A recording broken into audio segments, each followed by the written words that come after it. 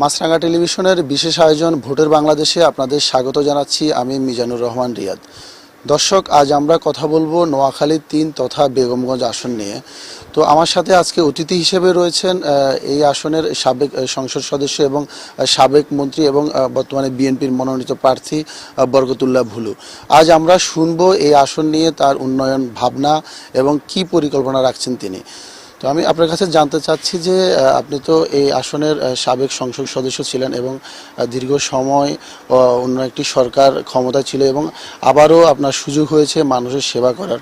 তো এই আসনটি নিয়ে আপনি আসলে কি ভাবছেন? আমাদের একটা টার্গেট, বিগত 17 বছরে এই বেগমগঞ্জ একটি কিশোর গ্যাংয়ের একটি অনিরাপদ জনপদে পরিণত হয়েছে। আমাদের প্রিয় নেতা তারেক রহমান বলেছেন যে বাংলাদেশকে একটি নিরাপদ জনপদে পরিণত করা, আইন শৃঙ্খলা পরিস্থিতির উন্নতি করা। আপনি এই বেগমগঞ্জে কোনো দিন আমাদের সময় কোনো মাদক, কিশোর গ্যাং, কোনো মানুষের সন্ত্রাসী এই অবস্থা ছিল না। এখন যে কোনো জায়গায় মাদক পাওয়া যায়, যে কোনো জায়গায় কিশোর গ্যাংয়ের নামে সন্ত্রাসী, চাঁদাবাজদের উৎপাত, মানুষ খুব অতিষ্ঠ। আমাদের প্রধান কাজ থাকবে, আমাদের যদি আমরা ক্ষমতায় আসি আল্লাহর রহমতে, এই জনপদকে শান্তিপূর্ণ জনপদে করা, এই কিশোরগঞ্জ মাদক নিয়ন্ত্রণ করা, এখানে সম্পূর্ণরূপে নির্মূল করা, আর এখানে নতুন নতুন শিক্ষা প্রতিষ্ঠান করা। আমরা আগে যেটা করেছি, এখানে আপনার শহীদ প্রেসিডেন্ট জিয়া রহমান একটি এগ্রিকালচার ইনস্টিটিউট করেছে চৌরাস্তায়।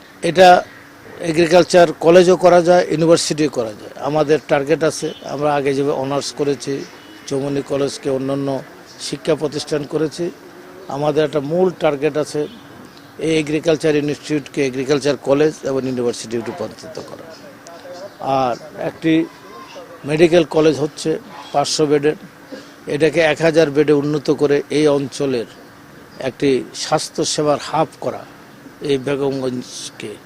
এটা আমাদের একটা মূল কাজ, মানুষের গোরদোরায় স্বাস্থ্য সেবা পৌঁছে দেওয়া এবং মানুষের কৃষিক্ষেত্রে আমাদের শহীদ প্রেসিডেন্ট জিয়া রহমান যে খাল কাটা শুরু করেছিলেন, আমরা আবার নতুন করে খাল কাটা সহ এই নদী শাসন সহ আমরা কৃষিক্ষেত্রে আমূল পরিবর্তনের জন্য এই কাজটি আমরা করব।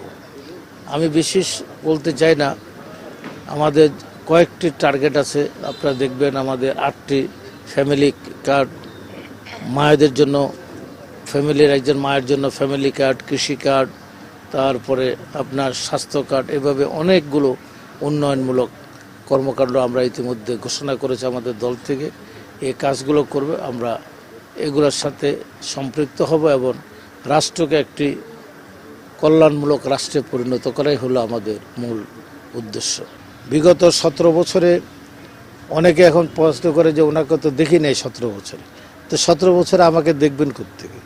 17 বছর হয় আমি জেলখানায় ছিলাম, না কোর্টের বারিন্দায় ছিলাম, না সারা বাংলাদেশে আন্দোলন সংগ্রামের নেতৃত্ব দিয়েছি। 150টি মামলা সহ আমি, আমার পরিবার সহ সবার উপর হামলা হয়েছে। আমার একটি ছেলে এখনও পঙ্গু হয়ে গেছে জুলাই আগস্টের।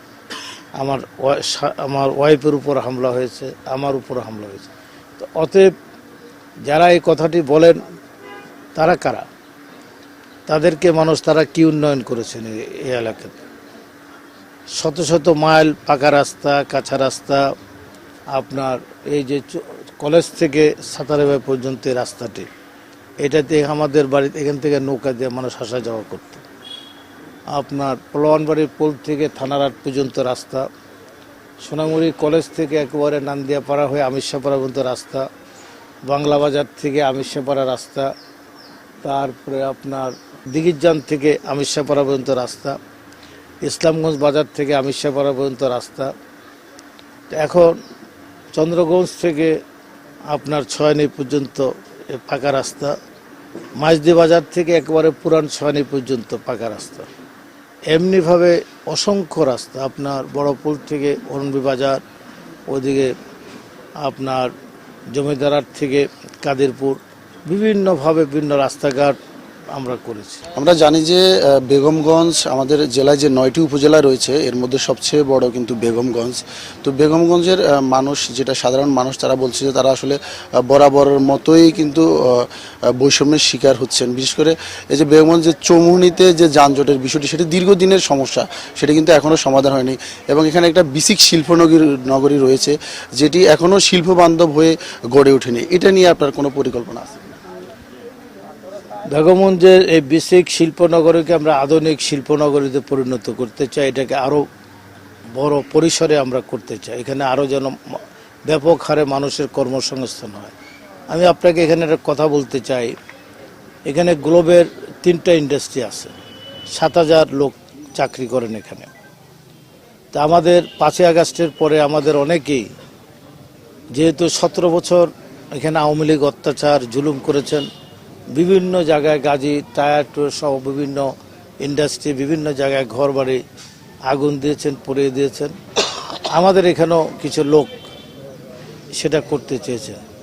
আমি তাদেরকে শুধু একটি কথাই বলেছি যে অপরাধ করেছে তার আইনগতভাবে তার বিচার হবে, কিন্তু 7,000 লোক এখানে চাকরি করে।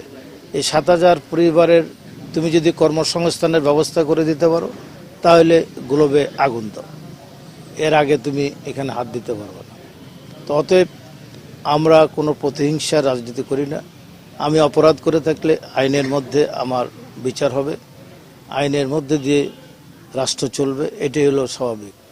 আমরা এখানে এই চৌমুহনীকে একটা আধুনিক বাণিজ্য নগরীতে পরিণত করা, যানজট মুক্ত করা এবং বেসিককে, বেগমগঞ্জকে আরও অনেক শিল্প এখানে নিয়ে আসা, এটা আমাদের একটা কর্মসূচি আছে। ইনশাল্লাহ আমরা এটা করতে পারবো। দর্শক, আমরা এতক্ষণ শুনেছিলাম বিএনপির কেন্দ্রীয় ভাইস চেয়ারম্যান, সাবেক সংসদ সদস্য, সাবেক মন্ত্রী এবং বর্তমানে নোয়াখালী 3 আসনের বিএনপি মনোনীত প্রার্থী বরকতুল্লাহ ভুলুর মুখে তিনি আসলে এই আসনটি নিয়ে কি ভাবছেন এবং কি পরিকল্পনা রেখেছেন। তো আসলে সাধারণ জনগণ যেটি বলছে যে আসলে তারা দীর্ঘদিন থেকে অনেক প্রত্যাশার কথা শুনেছেন, তবে এবার যারাই সরকার গঠন করবে তারা আসলে মানুষের প্রত্যাশা এবং মানুষের চাওয়া পাওয়া নিয়ে কাজ করবে, এমনটাই আশা করেছেন তারা। আবারও কথা হবে অন্য কোনো আসন নিয়ে, অন্য কোনো প্রার্থীকে নিয়ে। চলুন নির্বাচন সংক্রান্ত আরও খবর জানতে চলুন ফিরে যাই স্টুডিওতে।